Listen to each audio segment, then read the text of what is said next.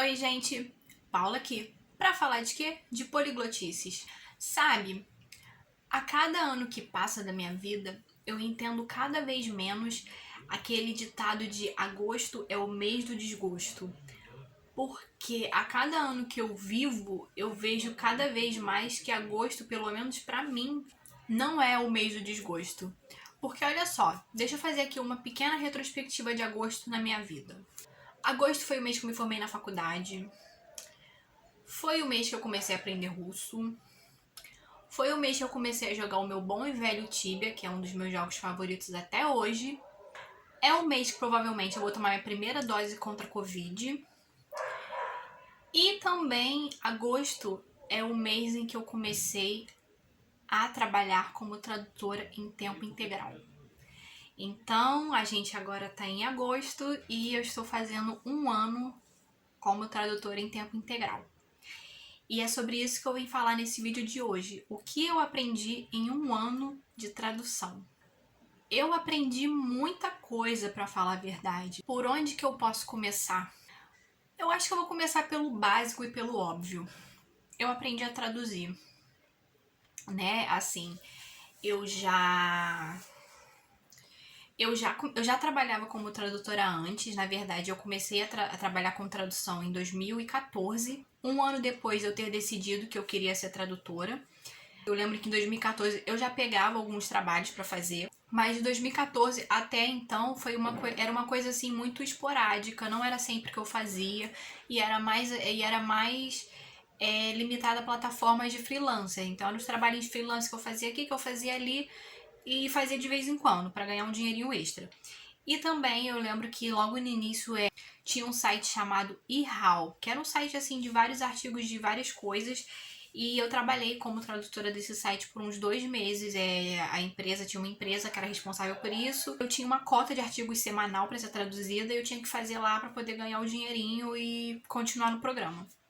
Mas eu falei sobre isso no vídeo porque eu escolhi a tradução, que eu vou deixar linkado aqui em cima também. Mas sim, a primeira coisa que eu aprendi foi que eu aprendi a traduzir melhor. Tudo bem, eu ainda tô aprendendo, né? Eu ainda tenho muito que melhorar, mas eu aprendi a traduzir melhor. Aprendi a escrever melhor também, né? A gente até então a gente acha que escreve bem, a gente acha que outras pessoas escrevem bem, mas quando você começa realmente a escrever, a praticar a escrita, que você vê que não é bem assim, que você não escrevia exatamente bem, que as outras pessoas também não escrevem exatamente bem, e tem coisas que você pode melhorar. Eu aprendi mais sobre a profissão também, né? Eu aprendi também que as pessoas de fora, elas realmente não fazem ideia do que é a profissão. Elas não fazem ideia do que é trabalhar com tradução.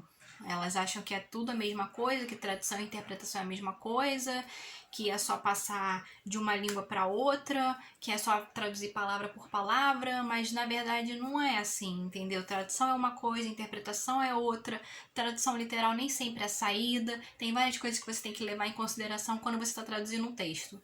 Então, assim, eu aprendi mais sobre o meu ofício e aprendi mais que as pessoas fora do meu ofício não sabem nada sobre o meu ofício. Mas eu acho, assim, que o que foi mais valioso que eu aprendi, né? Não só uma coisa, eu aprendi várias, não estão relacionadas ao ofício da tradução em si, mas as coisas ao redor. Coisas assim como é que eu posso dizer? De pessoa, coisas pessoais, né? Por exemplo, eu tive que perder a vergonha. Eu sempre fui uma pessoa muito tímida, muito envergonhada de pedir as coisas, de perguntar, de pedir informação. Trabalhando como tradutora, trabalhando como freelancer, eu não posso ter essa vergonha, porque eu preciso correr atrás dos clientes, eu preciso falar com os meus clientes se eu encontro alguma dúvida ou algum erro, alguma questão do projeto, eu tenho que falar com eles, então eu tive que perder a vergonha. Né? Para vocês terem noção, eu decidi que eu ia ser tradutora em agosto. Né? E comecei a falar que eu era tradutora, comecei a me ver dessa maneira e falar com que as pessoas, que elas me vissem dessa forma também. Só que para vocês terem noção, a minha captação real, apesar de na época, antes disso, eu já estar trabalhando com algumas agências e ter pego alguns projetos com agências de tradução e tudo mais, a minha captação real, ela começou só em novembro. Por quê? Porque eu fiquei protelando. Eu sentia muita vergonha, sabe? pegar um site, pegar um e-mail, mandar um e-mail pra pessoa, perguntar se eles estavam aceitando o currículo, sabe? Eu sentia muita vergonha de fazer aquilo. Aí eu comecei primeiro com uma planilha que uma colega tradutora minha tinha me passado, logo depois que eu fiquei desempregada. Aí eu comecei com a planilha dela. Aí se tinha um formulário de contato, mande seu currículo aqui. Aí eu mandava. Se tivesse um e-mail também pra você, mande seu e-mail, mande seu currículo pra esse e-mail aqui. Eu mandava. Mas aí quando não tinha nada, o que eu fazia? Vou fechar o site, não é comigo. Só que aí eu fazia captação toda semana, eu mandava assim para 30 agências por semana, e teve uma hora que as fontes começaram a escassear e eu não podia mais contar com isso de vou mandar só se eles tiverem um espaço para que eu possa mandar o currículo. Não tinha mais como fazer isso. Então o que eu fiz? Eu tive que perder a vergonha. Aí eu lembrei do que a minha mãe falava, assim, ela fala de vez em quando: o não você já tem, você tem que ir atrás do sim. Por que você tá com vergonha? Você não tá fazendo nada de errado, você tá pedindo para trabalhar, você tá pedindo uma chance, você não tem que ter vergonha nesse tipo de coisa. Aí, com aquilo em mente que a minha mãe falava pra mim, não só pra coisa de tradução, mas pra coisa da vida, eu comecei. Eu entrava no site eu separava as agências que eu ia mandar currículo aquele dia, via se elas estavam alinhadas ali ao que eu queria, aos serviços que eu podia oferecer, a pares de idioma e tudo mais, e via lá. Se elas não tinham esse espaço para mandar currículo, eu pegava o e-mail.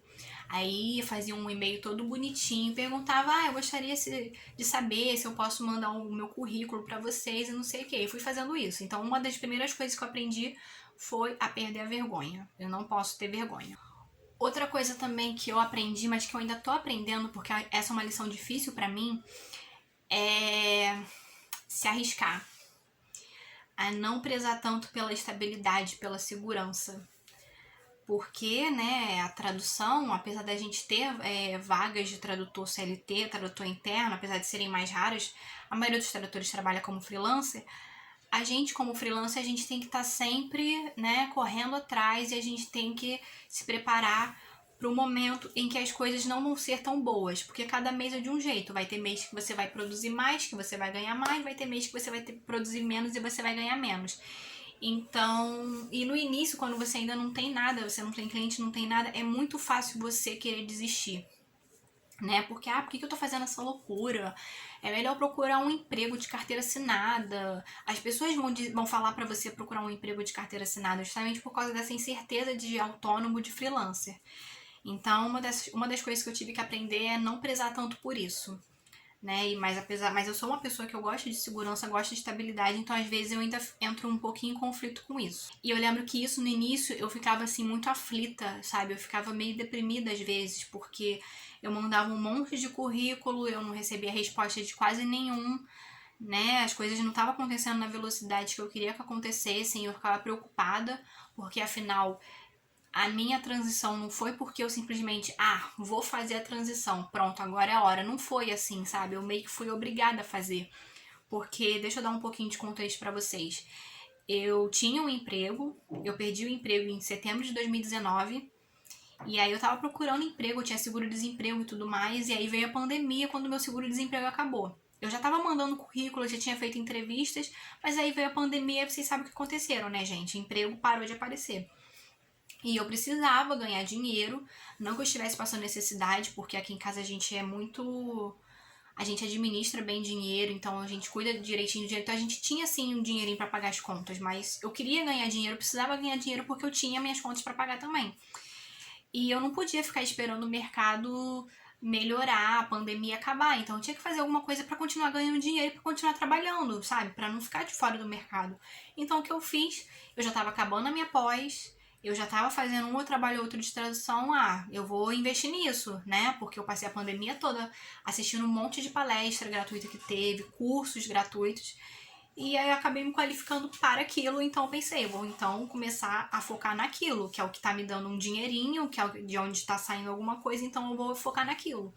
Então foi por isso assim que eu fiz a transição, porque, né, eu comecei a trabalhar com mais frequência com aquilo, aí chegou uma hora a gente aqui em casa, você já tá trabalhando com isso mesmo, você tá conseguindo tirar um dinheiro, melhor você ficar nisso então, já que emprego não tá aparecendo.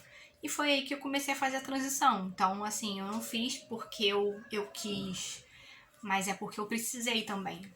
Outra coisa também, e eu acho que é uma das coisas mais importantes que eu aprendi, foi a me defender. Sim, me defender. Porque essa é uma escolha de profissão que as pessoas, eu acho que elas não administram muito bem, né?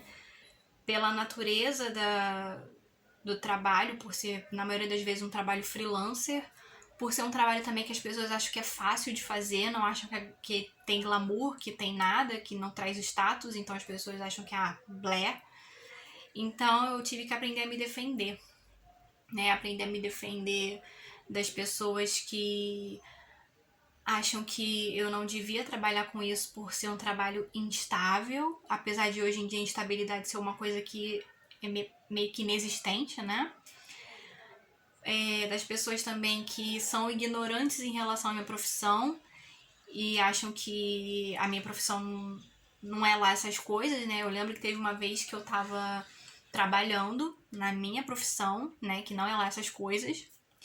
E aí ligou uma telemarketing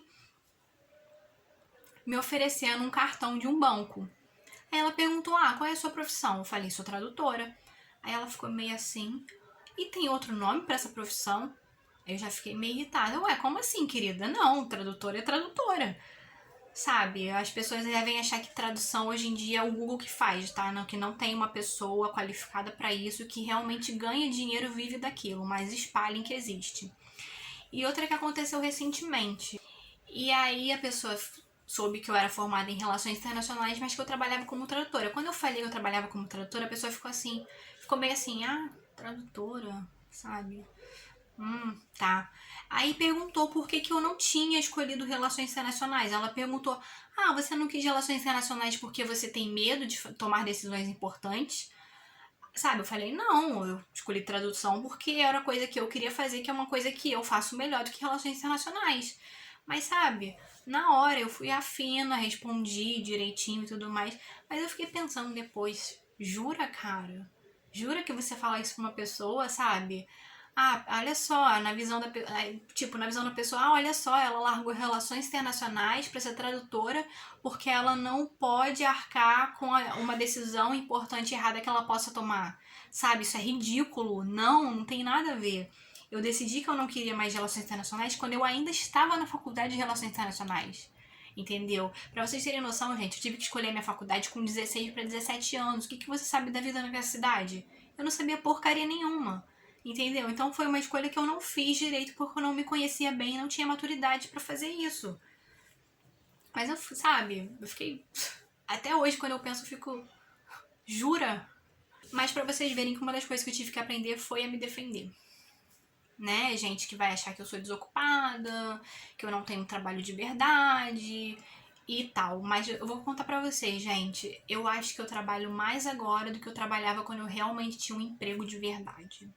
Outra coisa também que eu tive que aprender e que eu tô aprendendo na marra, porque essa é uma dificuldade que eu tenho na vida, são as relações interpessoais. Porque, né, como eu sou a minha própria chefe, se bem que não, porque eu também trabalho como tradutora interna, então eu também não sou, mas nesse caso eu não sou minha própria chefe, mas como eu tenho que lidar muito assim conversar muito com pessoas, né, tenho que lidar com muitas instruções e muitas demandas, eu tive que aprender a ter um interpessoal melhor.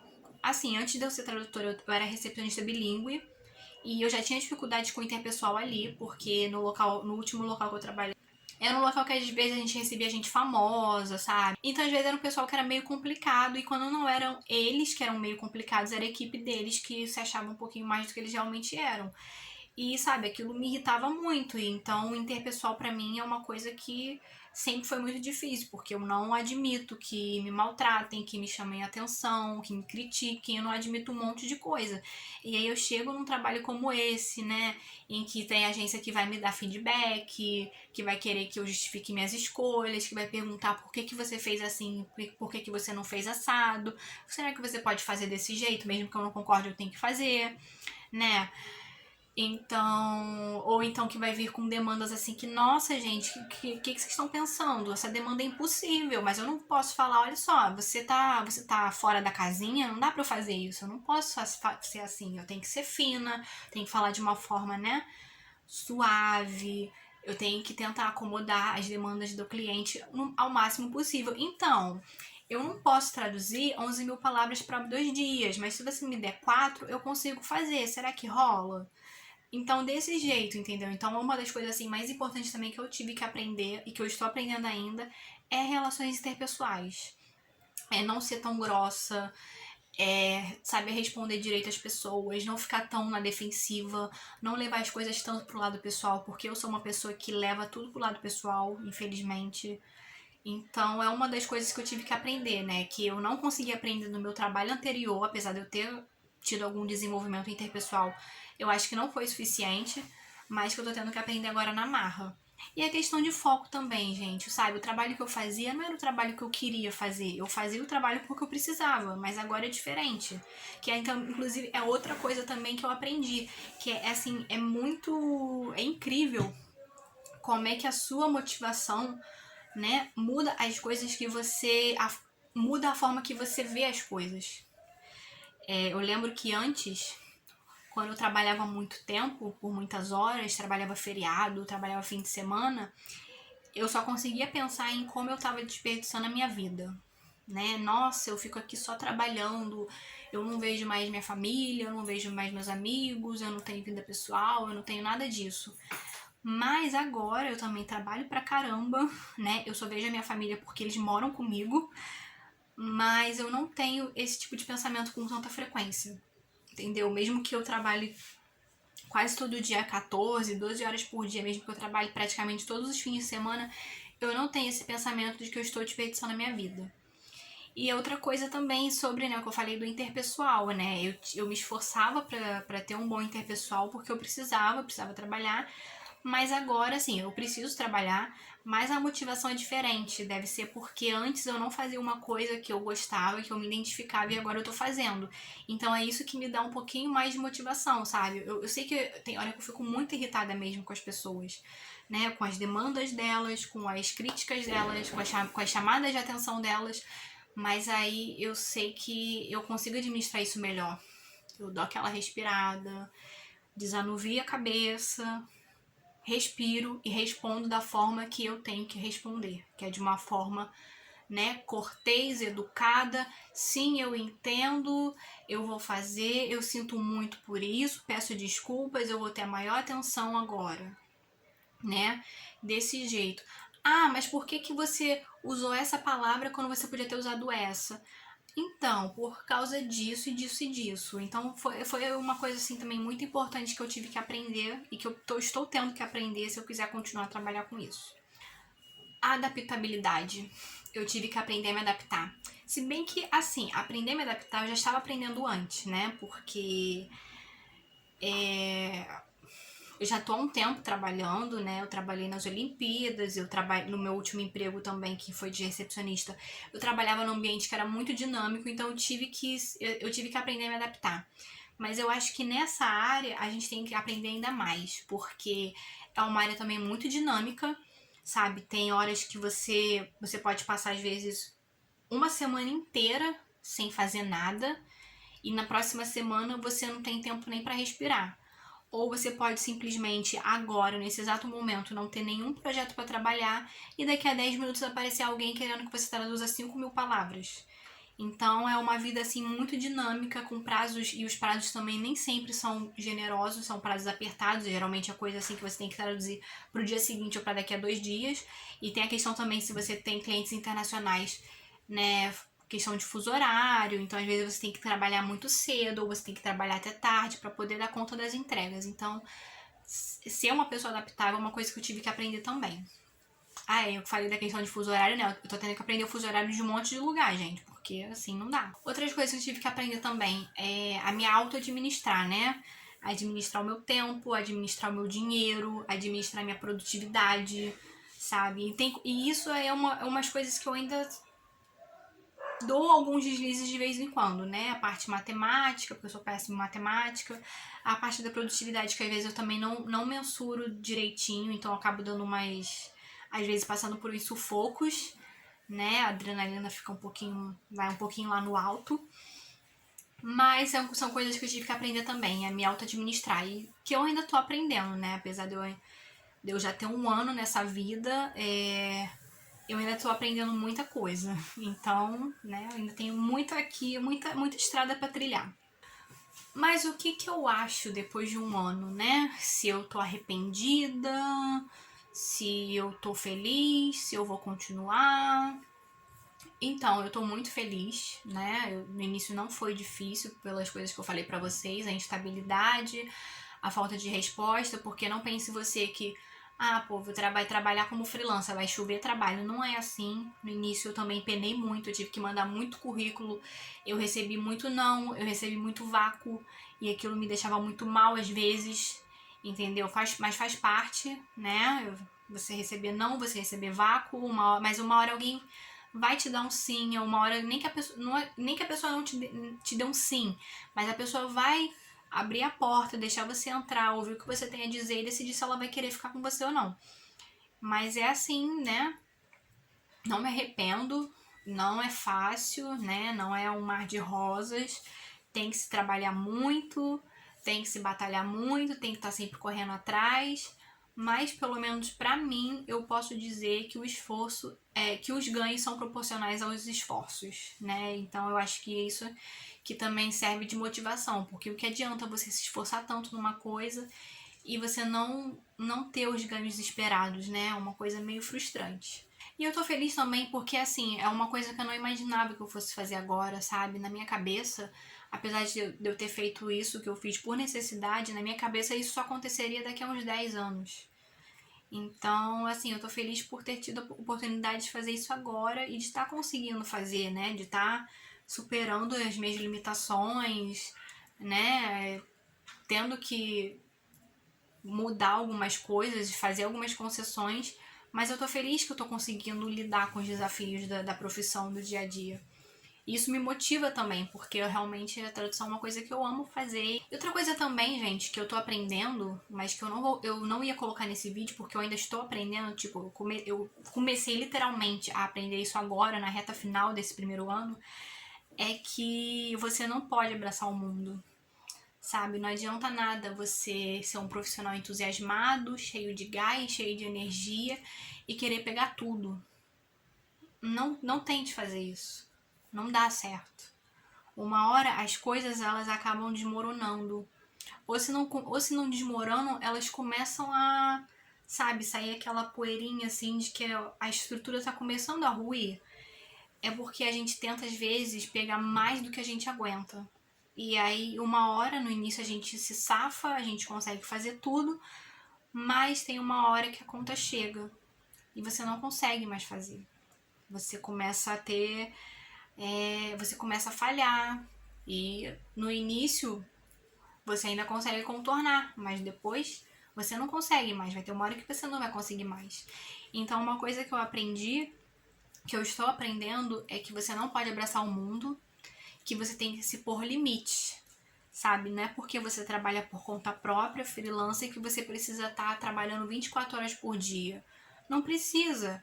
Às vezes você já ganhou o suficiente para o que você precisa.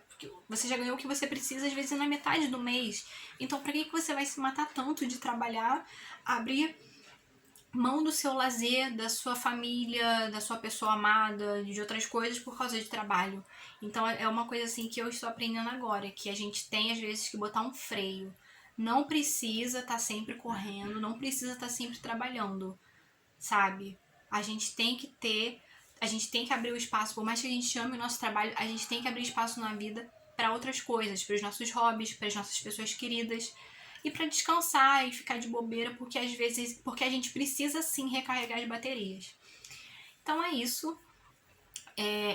Essas foram as coisas que eu aprendi no meu primeiro ano de tradutora, né? Se você você não trabalha com tradução, coloca aí nos comentários o que você achou desse vídeo, se você achava que era assim que as coisas funcionavam.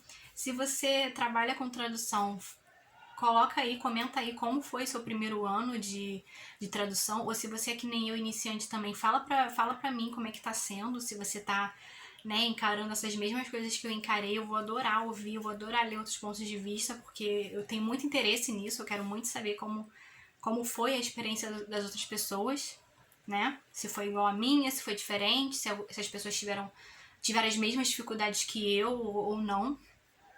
E é isso, né? Esse foi o vídeo de hoje.